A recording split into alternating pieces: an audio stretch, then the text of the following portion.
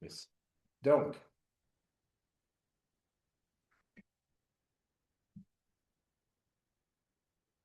Donc, on va commencer ce matin un premier dimanche, plusieurs, sur les dons spirituels. Et c'est toujours, on a toujours des questions à ce sujet. Un, comprendre la différence entre les différents dons spirituels, comment ils fonctionnent. Et pour être franc avec vous, je pense qu'on ne les comprend pas assez. Et c'est pour ça que, étant donné une certaine ignorance ou manque de savoir, sont aussi peut-être pas autant d'opérations qu'ils devraient l'être.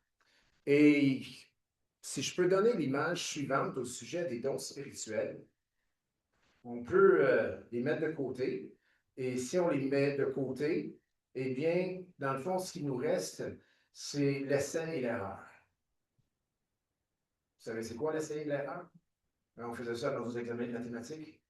Ben, ça a eu ses résultats, hein? Ça fait près une fois sur deux. C'est déjà beau. Essai-erreur, on essaye, on ne sait pas, on regarde, à force d'essayer, on va arriver à quelque chose. Mais avec les dons spirituels, eh bien, on peut avoir direction de la part du Seigneur, avec l'aide du Saint-Esprit. Et les dons spirituels sont dans la parole de Dieu. Les dons sont là. Il ne faut pas donc les ignorer. Amen. Il faut leur accorder leur place et c'est bon d'être au courant à leur sujet. Donc, comme j'ai dit tantôt, les dons spirituels sont un sujet peu connu, on va dire pour nous, mais aussi ailleurs dans l'Église ou ailleurs dans le monde chrétien. Et dans les prochaines semaines, on va entendre à leur sujet et surtout au sujet des 9 dons spirituels qu'on retrouve dans 1 Corinthiens chapitre 12. Donc, c'est notre passage clé dans le fond. Je pense que je vous l'ai donné. Donc, 1 Corinthiens chapitre 12, versets 1 à 14, qu'on va lire très bientôt. Et ce matin, c'est une introduction, dans le fond, aux prochains messages qui vont suivre au sujet des dons, parce que dans l'introduction, je veux vraiment euh, clarifier le rôle que ces dons-là ont, leur place dans l'Église, leur but dans le corps. OK? Pourquoi? Parce que quand on ne les comprend pas, quand ils ne sont pas à leur place, quand on ne connaît pas le but que ces dons-là devraient ou sont censés d'accomplir, eh bien, on peut faire fausse route et beaucoup de ravages. OK? Et c'est pas là qu'on s'en va. Amen? Amen. OK. 1 Corinthiens, chapitre 12, versets 1 à 14. Donc, on va pouvoir le lire ensemble. C'est écrit, pour ce qui concerne les dons spirituels, je ne veux pas, frères, que vous soyez dans l'ignorance. Vous savez que lorsque vous étiez païens, vous vous laissiez entraîner vers les idoles muettes selon que vous étiez conduits. C'est pourquoi je vous déclare que nul, s'il parle par l'Esprit de Dieu, ne dit Jésus est anathème, et que nul ne peut dire Jésus est le Seigneur si ce n'est par le Saint-Esprit. Il y a diversité de dons, mais le même Esprit. Diversité de ministères, mais le même Seigneur. Diversité d'opérations, mais le même Dieu qui opère tout en tous. Or, à chacun, la manifestation de l'Esprit est donnée pour l'unité, excuse-moi, pour l'utilité commune. En effet, à l'un est donné par l'Esprit une parole de sagesse, à un autre une parole de connaissance, selon le même Esprit, à un autre la foi, par le même Esprit, à un autre le don des guérisons, par le même Esprit, à un autre le don d'opérer des miracles, à un autre la prophétie, à un autre le discernement des esprits, à un autre la diversité des langues, à un autre l'interprétation des langues. Un seul et même Esprit opère toutes ces choses, les distribuant à chacun en particulier comme il veut. Verset 12. Car comme le corps est un et a plusieurs membres, et comme tous les membres du corps, malgré leur nombre, ne forment qu'un seul corps, ainsi en est-il de Christ. Nous avons tous en effet été baptisés dans un seul esprit pour former un seul corps, soit juif, soit grec, soit esclave, soit libre, et nous avons tous été abreuvés d'un seul esprit. Seigneur Jésus, on vient à toi ce matin avec ce sujet qui a une grande importance et qui peut affecter ou diriger ou impacter, c'est-à-dire notre assemblée ou n'importe quelle assemblée qui prête attention et aussi qui les met en pratique selon ta parole. Donc, Seigneur, on te demande que tu puisses bénir ce temps ensemble et aussi ces messages qui vont s'en suivre au sujet, Seigneur, des dons spirituels qui sont là mentionnés, enseignés dans ta parole. Saint-Esprit, dirige-nous et c'est dans le nom de Jésus qu'on a prié et que tout le monde puisse dire Amen. Qu'est-ce qu'il y a dans le verset 1? Qu'est-ce qui est écrit là? Est-ce que quelqu'un peut me dire? Verset 1, chapitre 12. La réalité spirituelle. OK, mais tu peux lire le verset. Qu'est-ce qui est écrit là? En ce qui concerne les réalités spirituelles. Dans quoi? L'ignorance. Paul parle au sujet des réalités spirituelles, au sujet des dons spirituels. Puis il dit, je ne veux pas que vous soyez dans l'ignorance. Ça veut dire quoi ça, s'il est en train de dire, je ne veux pas que vous soyez dans l'ignorance? Ça veut dire que peut-être l'Église de Corinthe avait une certaine ignorance face aux dons. Paul, inspiré du Saint-Esprit, amen, c'est quand même dans nos Bibles, a dit, je ne veux pas que vous soyez dans l'ignorance au sujet des dons spirituels.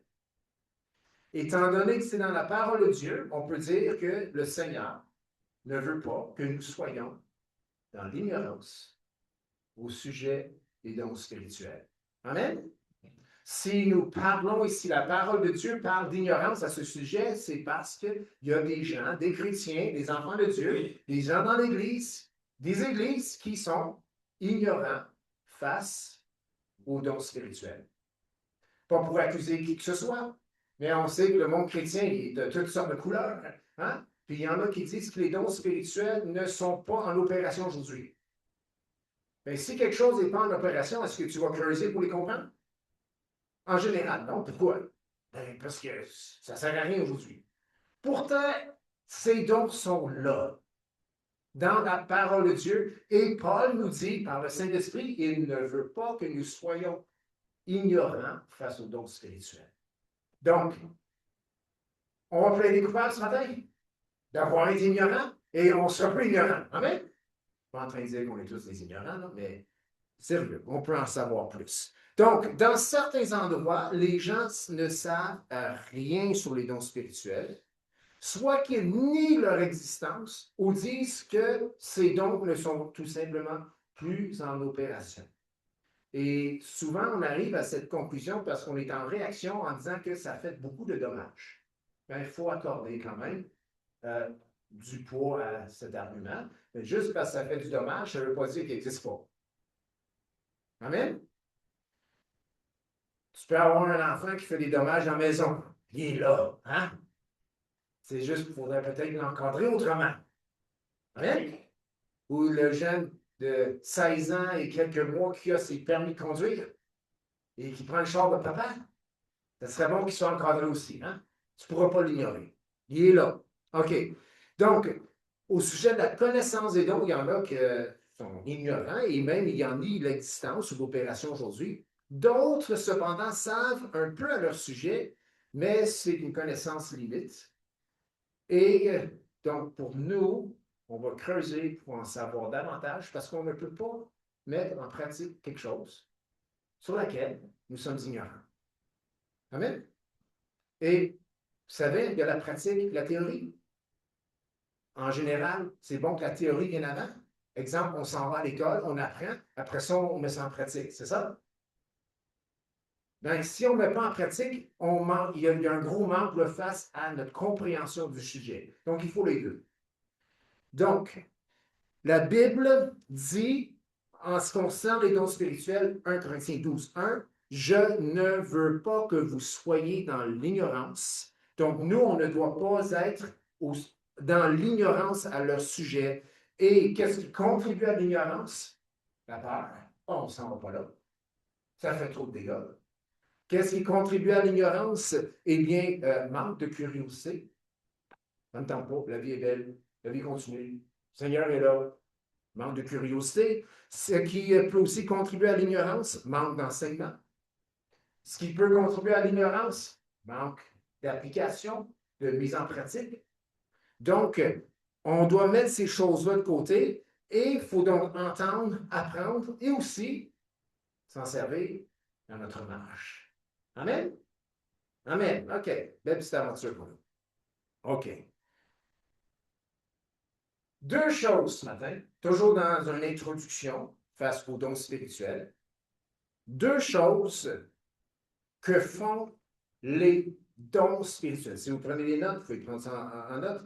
Deux choses que font ou que doivent faire les dons spirituels, puis c'est important de savoir ces deux choses parce que ça nous donne discernement pour évaluer ce qui peut bien se passer avec les dons spirituels. C'est comme des garde-corps, des garde-fous, plutôt, sur le chemin. Hein? On s'enligne, on reste sur l'asphalte, les garde-fous sont là pour empêcher les dérives, les exagérations.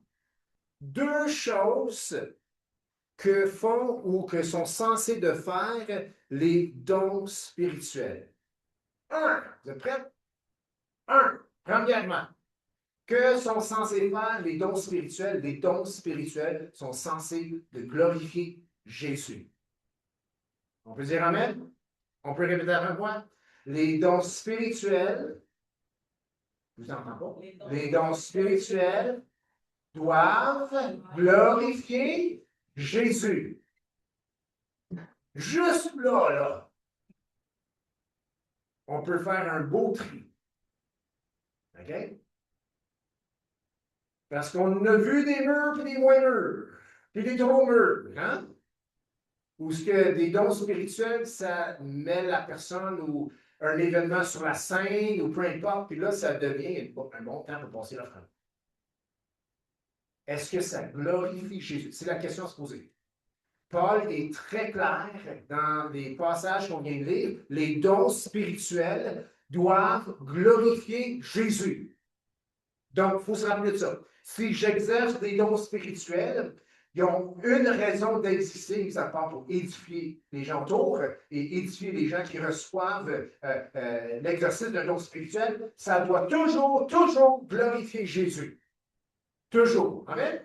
Toujours. On peut dire ça? Toujours. Ah, est-ce que j'ai dit quelque chose que je ne devais pas dire? Le micro est fatigué? Ah, il est heureux. Donc, les dons spirituels doivent glorifier. Je sais, je m'arrête beaucoup là-dessus, c'est parce que c'est très important. Amen? Les dons, le mot en grec, c'est charisme. Je ne sais pas si vous avez remarqué, quelqu'un qui a des charismes, on dirait que ça vient avec, il finit sur l'estrade. Tu peux avoir des gens avec moins de charisme qui sont sur l'estrade, puis c'est très correct, mais en général, les gens qui ont des charismes, on dirait que ça attire, hein? Ça attire des gens. Puis ça leur donne une certaine influence. Et quand tu donnes le pouvoir à quelqu'un, puis c'est des caresses, puis c'est peut-être des cadeaux de Dieu, mais là, quand ça vient que ça ne glorifie plus Jésus, il y a un gros, sérieux, grave problème. Amen? Les dons spirituels doivent glorifier Jésus. Je vois, tu t'arrêtes? Oui, oui, frère. C'est un peu dommage parce que tout le monde qui supposément relation avec l'Église chrétienne pour des activités à part, tout ça très questionnant. Je trouve que techniquement, ça n'a pas sa place pour ça. Moi, tout le monde, pour du capable, supposément, pour les payer, on va pas mêler l'Église. Quand on entend quelqu'un qui a rencontré un psychologue chrétien, ça va pas dans leur marché. Pour plein de choses comme ça, c'est vraiment dommage. Parce que ça, ça me donne une mauvaise image. OK. De toute l'Église qui subit ça. Tout souvent, là, c'est pour un grand besoin de s'élever. Je pense que Dieu nous donne dans l'humilité aussi. Dans mon livre. Oui, l'humilité et les dons spirituels, ça doit aller ensemble. Mais comme je disais, merci frère, qu'est-ce qui arrive en général avec un être humain qui a beaucoup d'argent et qui a le pouvoir? Pardon? Oui, en général, oui. On dirait que c'est l'être humain qui n'est pas capable de composer avec tout ça et rester droit. Hein? C'est juste, c'est trop. Peut-être un petit peu au début, là, puis là, ça. Des partis politiques. Hein? Dans les démocraties, ça dure à peu près 8 ans, hein, c'est ça? Puis c'est toujours. Je suis dans l'erreur de dire que c'est pas mal toujours la même conclusion. Il y a de la corruption qui rentre là-dedans. Pourquoi? C'est parce qu'ils sont au pouvoir, puis ils ont le pouvoir d'imposer, là. Hein? Puis c'est qui les impôts? Hein? On est les imposables, nous. Les imposables, qu'est-ce qu'ils font eux autres? Il faut qu'ils payent. Puis s'ils ne payent pas, ils vont payer. Hein?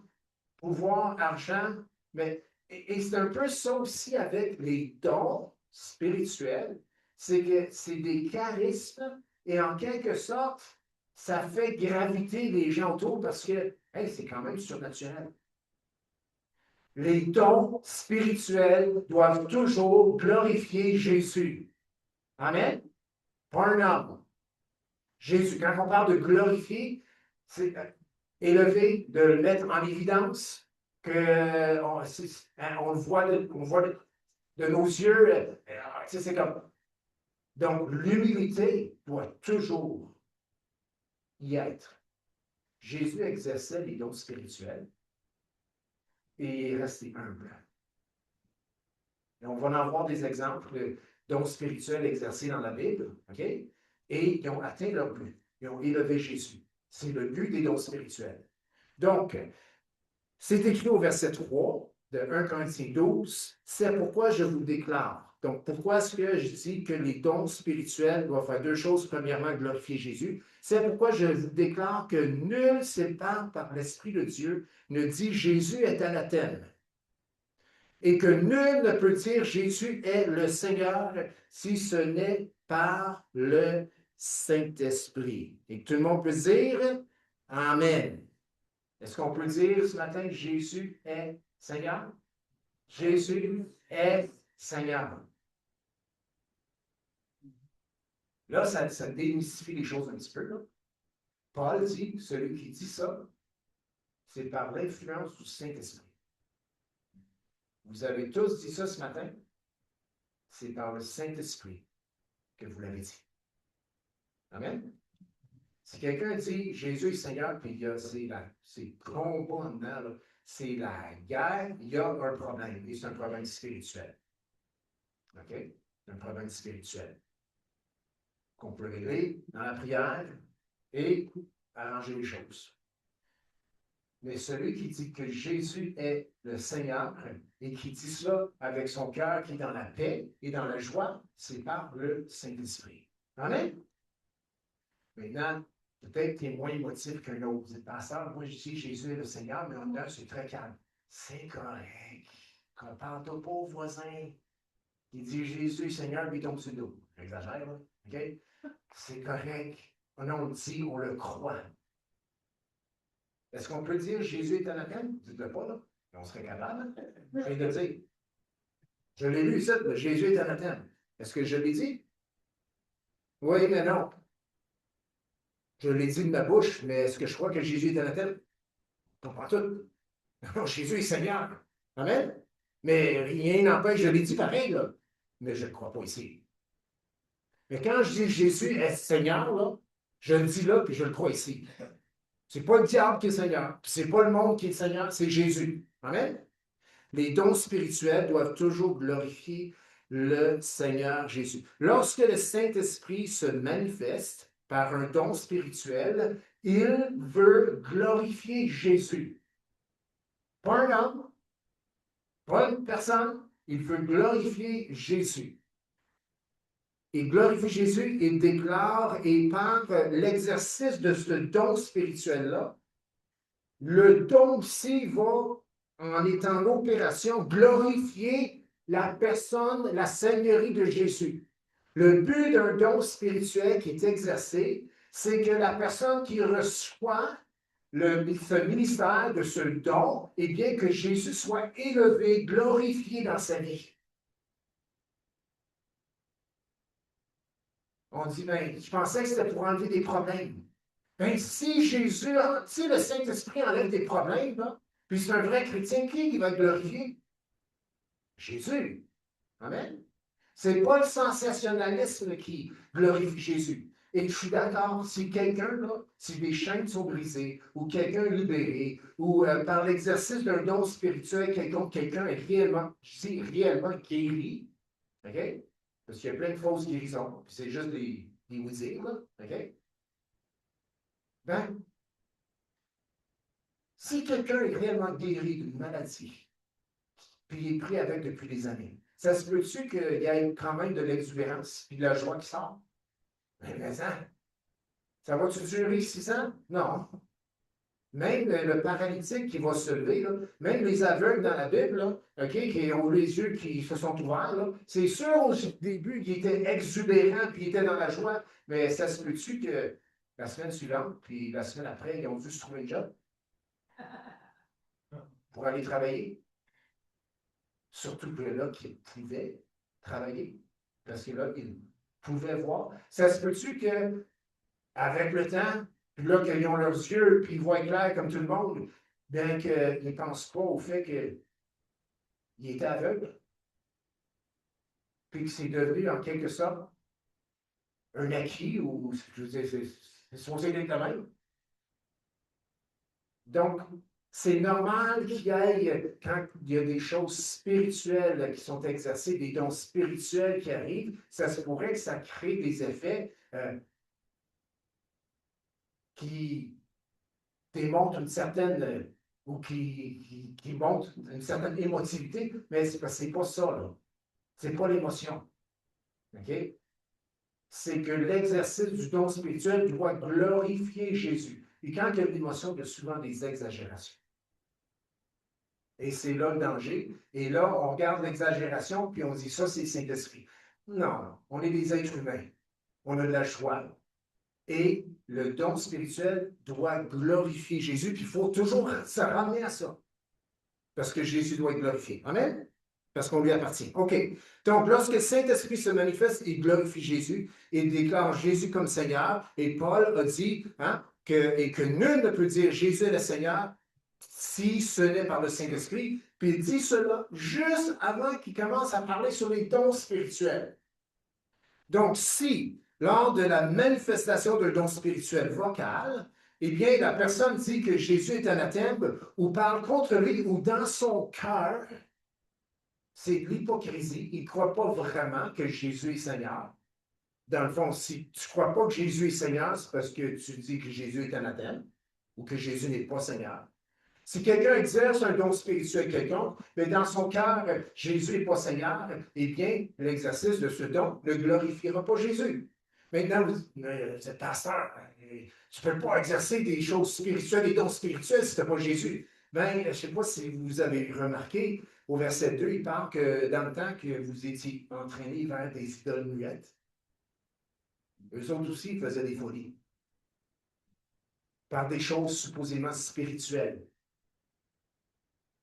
Les dons spirituels doivent glorifier Jésus tout le temps. OK.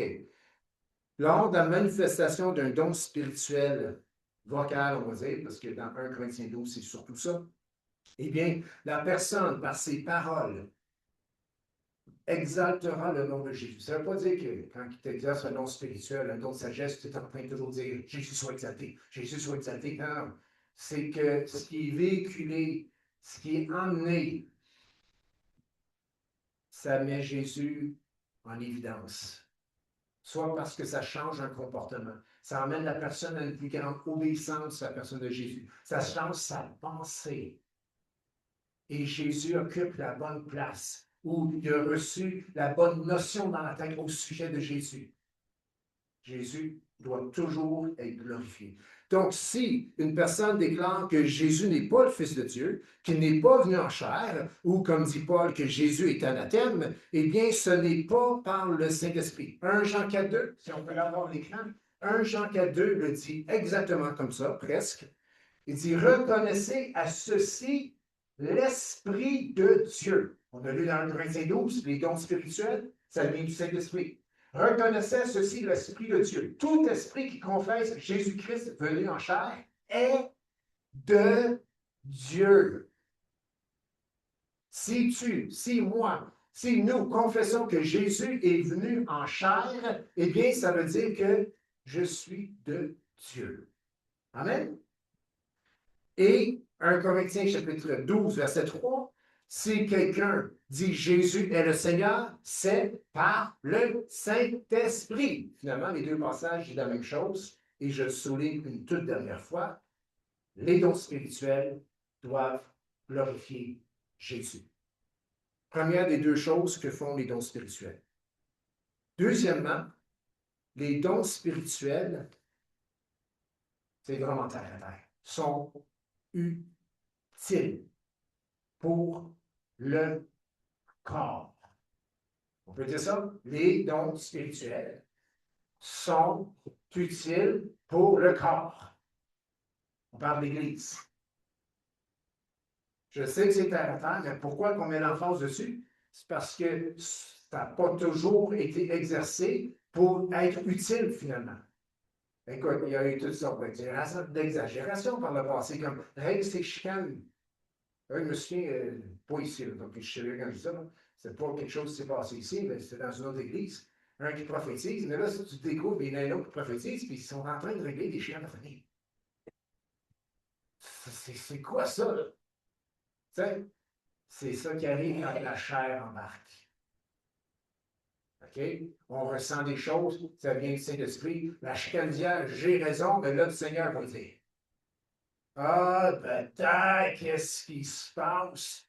Puis ça ne prend pas quelqu'un vraiment éveillé aux choses spirituelles pour entendre ça, là, puis dire, ils sont fous. Et oui, ils sont fous. Ce serait même un acte d'humilité de l'avouer. Les dons spirituels glorifient Jésus et sont utiles pour le corps. Très important. C'est écrit au verset 7, 1 Corinthiens 12. Or, à chacun, la manifestation de l'Esprit est donnée. Pourquoi? Pour l'utilité commune, pour le bien, et pour l'utilité commune, pour le bien de tous. OK. On entend ça, puis on dit, ouais, don spirituel, wow, merveilleux, mais ils doivent toujours glorifier Jésus, puis ils doivent être utiles pour le corps. L'utilité commune. Déjà, là, ça nous met sur une bonne piste. Amen? Parce qu'on a tellement trop vu que ça ne glorifie pas Jésus, puis on a tellement trop vu que ce n'est même pas pour l'utilité commune. Les dons spirituels, ce n'est pas pour l'utilité individuelle, pour l'utilité commune. OK. 1 Corinthiens chapitre 12, versets 4 à 6. Donc, on a vu tantôt qu'on ne doit pas être ignorant au sujet des dons spirituels. Deuxièmement, que font ou que sont censés faire les dons spirituels glorifier Jésus est utile pour servir à l'utilité commune. Et on va juste toucher, pas les différences ou les différences doctrinales, si vous voulez, ou de pratiques face aux dons spirituels, mais je veux qu'on voit quand même ce matin les deux pensées face au verset 4 à 6. OK? Parce qu'on mentionne là il y a trois mots là, on va le lire. Donc au verset 4, il y a diversité de dons, mais le même esprit. Il y a diversité de ministères, mais le même Seigneur. Il y a diversité d'opérations, mais le même Dieu qui opère tout en tous. Puis là, l'apôtre Paul, au verset 7, on dit que ça doit être pour l'utilité commune. Et au verset 8, il rentre dans une énumération de plusieurs dons spirituels. Il commence avec le don de la sagesse. OK. Deux pensées, les deux sont probablement correctes, à mon avis. OK? Face au verset 4 à 6. Il y en a qui vont dire, donc, premièrement, ou première opinion, si vous voulez, il y en a qui vont dire, c'est tous des chrétiens en passant, hein, okay, que Paul est en train de donner trois catégories de dons.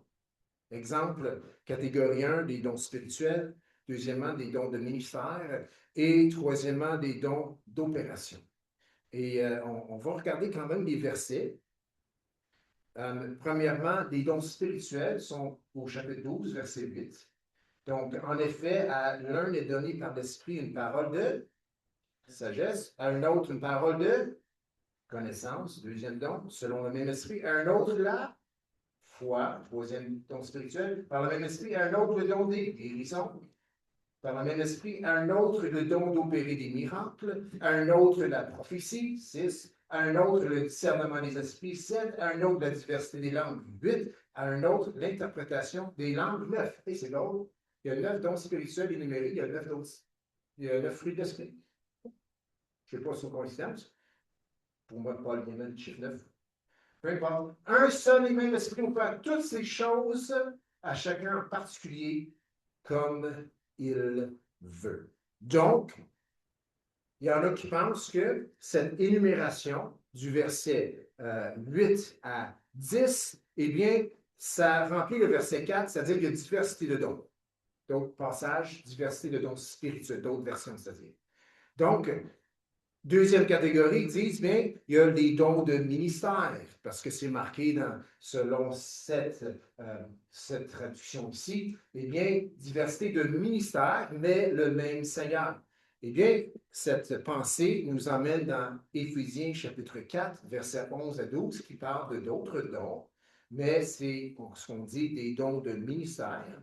Donc, Éphésiens 4, versets 11 à 12.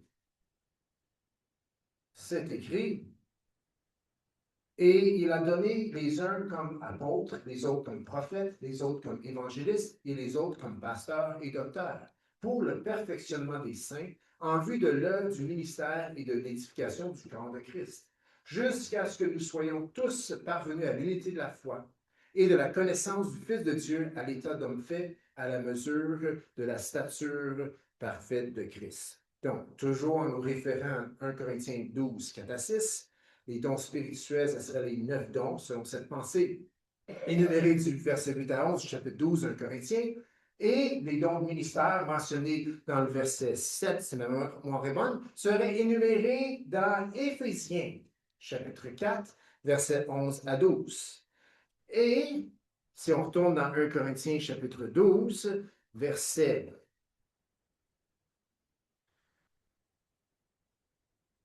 6, donc 4, c'est diversité de dons, 5, diversité de ministère, qui semblerait se trouverait dans Éphésiens 4, et diversité d'opération, donc il y aurait des dons d'opération, et ceux-là sont plus terre à terre, et on en retrouve plusieurs dans Romains 12. Donc, si vous voulez retenir des passages clés au sujet des dons spirituels, eh bien, tu as 1 Corinthiens chapitre 12, tu as Éphésiens 4, puis tu as Romains 12. OK? Oui, tu as 1 Pierre 3, 10 aussi, si ma mémoire est bonne, mais c'est juste un petit passage qui parle d'exercer son don pour le service de tous. Mais vraiment, une énumération des dons, on le trouve dans 1 Corinthiens 12, Romains 12, Éphésiens 4. Et dans Romains 12, versets 3 à 8, ce que nous avons là, des dons, ce qu'on appellerait des dons d'opération. Et c'est écrit au verset 3, par la grâce qui m'a été donnée, je vous dis à chacun de ne pas avoir une trop haute opinion. Amen. De soi-même. Amen. De se revêtir de sentiments modestes. Amen. Ouais, la modestie. Selon la mesure de foi que Dieu a départie à chacun. Car comme nous avons plusieurs membres dans un seul corps et que tous les membres n'ont pas la même fonction, ainsi nous qui sommes plusieurs, nous formons un seul corps en Christ et nous sommes tous membres les uns des autres. Puisque nous avons quoi? Des dons différents selon la grâce qui nous a été accordée, que celui qui a le don de prophétie l'exerce selon l'analogie de la foi, celui qui est appelé au ministère s'attache à son ministère, que celui qui enseigne s'attache à son enseignement, que celui qui exhorte à l'exhortation, celui qui donne le fasse avec libéralité, que celui qui préside le fasse avec zèle, que celui qui pratique la miséricorde le fasse avec joie. Là, on peut dire, bien là, il me semble qu'il y a un petit peu d'Éphésiens 4 là-dedans, il y a un petit peu de 1 Corinthiens 12, puis là, bien, il y a Romains 12. C'est quoi, là, histoire de dons spirituels, de ministère et d'opération? Oui, je comprends. On dirait qu'il y a un chevauchement parce qu'il parle d'enseignement dans Romains 12, il parle d'enseignement dans Éphésiens 4. Eh bien, si on essaie de tout catégoriser, là, OK, puis de se dire on sait tout ce qu'il y a au sujet de tout cela, disons que Dieu est en contrôle. Amen. Et Dieu exerce les dons spirituels au travers de ses enfants. Amen. Ça doit toujours glorifier Jésus et ça doit toujours être pour l'utilité commune. Amen. Mais il y a des gens qui disent, ben, il y a trois catégories, puis c'est comme ça qu'ils interprètent 1 Corinthiens chapitre 12. Il y a des dons spirituels, il y a des dons de ministère, puis il y a des dons d'opération. Ben, c'est correct si tu veux penser comme ça. Peut-être un jour, tu vas découvrir d'autres choses au sujet des dons spirituels. C'est correct. Mais juste pour vous dire qu'il y en a qui l'interprètent comme ça. Il y en a d'autres qui vont l'interpréter, puis j'aime aussi cette interprétation parce que, disons, c'est plus flexible, c'est plus moins dans une boîte, plus au niveau peut-être pratique. C'est que quand on parle de dons ministère ou administration, dans d'autres versions, c'est dons d'administration et opération, eh bien, cela parle des différentes manières ou de comment on devrait manifester les dons spirituels. Donc, ce n'est pas des catégories, selon cette deuxième pensée, ce n'est pas des catégories de dons spirituels, mais ça définit en même temps comment on devrait les exercer. Et cette pensée s'enligne un petit peu avec le verset précédent, qui est dans le fond le contexte de ces passages-là, que ça doit toujours glorifier Jésus et toujours être pour l'utilité commune. Amen. Les dons spirituels, selon cette deuxième pensée sur ces trois versets, les dons spirituels doivent être administrés, doivent s'opérer d'une certaine manière. Donc, je résume. Il y a une pensée qui dit, ah, toi, tu as un don d'opération. Toi, tu as un don de ministère. Toi, tu as un don spirituel. Puis, dans le fond, c'est tous des dons spirituels. Mais dans les dons spirituels, il y a une catégorie de dons spirituels. Tandis que quelqu'un d'autre va dire, bien, les dons spirituels doivent, eux, eh bien, sont diverses. Il y a une diversité. Et ils doivent être administrés d'une manière adéquate. Et doivent aussi être opérés d'une manière qui glorifie le Seigneur. Il y a du bon dans tout. Amen? Mais qui sommes-nous pour dire qu'il y a juste tant de dons spirituels? Il n'y a rien qui dit que ça se limite à ça. La parole de Dieu dit qu'il y en a, puis il en énumère. Est-ce qu'il dit que ça se limite à ça? Je sais qu'il y a des gens extrêmement talentueux. C'est des dons, ça. Amen? Et ces dons-là doivent être utilisés pour glorifier le Seigneur. Amen? Mais je n'ai pas encore trouvé le don de, nommez-moi un don, le don de mécanicien. Je veux dire, je n'ai pas celle-là. Emmène-moi pas ton char.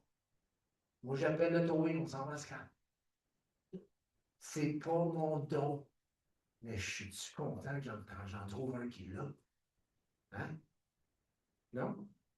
Ben oui, quand tu es en panne, là, tu veux quelqu'un qui sait quoi, c'est quoi la mécanique, hein? Ouais. Ou si tu as une voiture électrique, tu veux savoir, avoir quelqu'un qui est capable de te programmer comme ça. Ben oui, ma voiture, les portes n'ouvraient plus comme il faut. Il s'ouvrait comme des portes des années 80 ou 75. Tu sais, que tu lèvais la poignée pour ouvrir la porte. Ben, les voitures électriques, en tout cas, ça fait 3 ans, je roule en électrique, là. OK? Tu fais juste ta main, puis tu tires vraiment pas beaucoup, puis ça roule. Ben, c'est merveilleux. Mais s'il est déprogrammé, le char, là, ça ne marche plus, ça. Là, tu es là, il fait fret en plus. Puis finalement, oh, mais cette semaine, j'étais au garage, ils ont programmé la voiture, il y avait un update à faire dans le fond. Une voiture électrique, c'est un ordinateur avec 4 roues, là, à peu près ça. Puis, ça fonctionne bien, mais je suis content. Ben, moi, si j'avais fait ça, je l'aurais déprogrammé bien solide, hein? Donc, il y a toutes sortes de dons. Et Dieu le donne à qui il veut. Amen? Ils doivent être opérés d'une certaine manière. ils doivent se manifester peut-être d'une certaine manière, ils doivent être administrés d'une certaine manière et toujours pour glorifier Jésus. Donc, cela nous emmène sur les deux pensées des versets 4 à 6 dans 1 Corinthiens. Donc, quand on parle, maintenant, on va aller spécifiquement dans 1 Corinthiens 12 et on va terminer là-dessus ce matin. Il énumère 9 dons spirituels. OK? Est-ce qu'il y en a plus? Ben, il en énumère 9 dans ces passages-là. Et on peut quand même, parce qu'il y en a qui se rassemblent, il y a des différences entre eux, donc on peut quand même les catégoriser pour mieux les comprendre, catégoriser les 9 dons spirituels dans 3 catégories. Donc, si vous avez un stylo, prenez les notes. Première catégorie, dans les dons spirituels, il y a des dons de révélation. Il y a des dons de révélation. Et les 3 dons de révélation sont les suivantes. Parole de sagesse, parole de connaissance et le discernement des esprits. Donc, don de révélation, c'est tout simplement le Saint-Esprit qui révèle quelque chose. Donc, première catégorie dans les dons spirituels de 1 Corinthiens 12, don de révélation. Cette catégorie a parole de sagesse, parole de connaissance, discernement des esprits. Ensuite, deuxième catégorie, toujours dans 1 Corinthiens 12, il y a les dons de puissance. Premièrement, dans les dons de puissance, il y a le don de la foi, le don des guérisons et le don d'opérer des miracles. Donc, deuxième catégorie des dons spirituels dans 1 Corinthiens 12, les dons de puissance, le don de la foi, don de guérison et le don, puis guérison pluriel, don des guérisons ou les dons de guérison, et puis don d'opérer les miracles. Et troisième catégorie, toujours dans 1 Corinthiens 12, tu as les dons d'inspiration. La prophétie, diversité des langues, l'interprétation des langues. Donc, troisième catégorie, dans 1 Corinthiens 12, sur les dons d'inspiration, tu as la prophétie, diversité des langues, l'interprétation des langues. Je pense que vous avez remarqué, en faisant ce petit résumé ou en structurant les dons dans 3 catégories, en disant qu'il y a des dons de révélation, dons de puissance, dons d'inspiration. Combien, juste en entendant ces 3 choses-là, combien c'est important pour le chrétien lorsqu'il exerce, avec l'aide du Saint-Esprit, des dons spirituels, de rechercher l'humilité. On parle de révélation ici. C'est-tu facile, ça nous monte en tête? Le Seigneur m'a révélé quelque chose. Ouais, OK. OK, premièrement, je ne sais pas pourquoi tu le dis. Agis. OK? Seigneur, mon... Puis, c'est pas mal non plus, mais il faut toujours être conscient que faut marcher dans l'humilité. Puis Paul a dit aussi dans le passage un peu plus loin que personne n'ait une trop haute opinion de lui-même. Malheureusement, lorsqu'il y a beaucoup d'exercices de dons spirituels, eh bien, c'est facile, c'est très humain et c'est très charnel et même diabolique de se penser un peu supérieur à l'autre qui n'en exerce pas autant. Non, il faut rester dans l'idée. Jésus, il en exerçait le pas vrai. Lui, il pouvait lire le cœur des hommes. Puis il exposait ça. Il s'en est jamais glorifié. Son Père a toujours été glorifié. Il est notre exemple sacré. Amen? C'est bon d'avoir des exemples parmi nous aussi. Oui, exerçons les dons spirituels. Restons dans l'humilité. C'est pour l'utilité commune. Si le Seigneur te révèle quelque chose, c'est pas pour que tout le monde sache que le Seigneur t'a révélé quelque chose. C'est pour aider un frère. C'est pour aider une sœur. Puis ils n'ont même pas besoin d'entendre le Seigneur m'a montré. Pourquoi tu dis ça?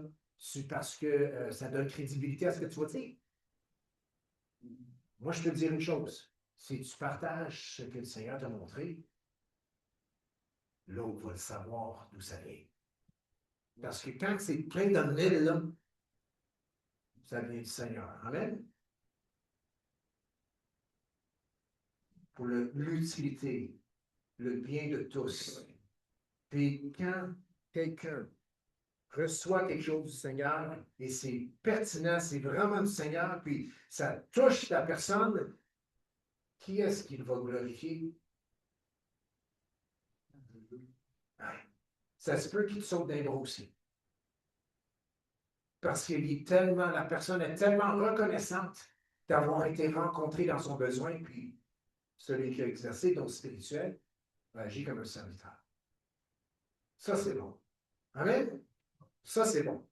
Donc, vous allez voir avec ce temps dans les dons spirituels, dans les prochaines semaines, c'est pas juste pour être pratiqué quand on est ensemble. C'est pour tous les jours. Puis même, je pense que c'est plus pratique tous les jours. Même à ton travail. Savons-nous que c'est possible que le Seigneur nous montre quelque chose par un don spirituel pour un besoin dans la vie d'un coéquipière de travail? Ça se peut-tu que tu rentres au travail puis le Seigneur dépose dans ton cœur une telle sœur, là, vient de découvrir qu'elle a ou vient de vivre une fausse couche en fin de semaine. Admettons, je donne un exemple, juste un minute. OK?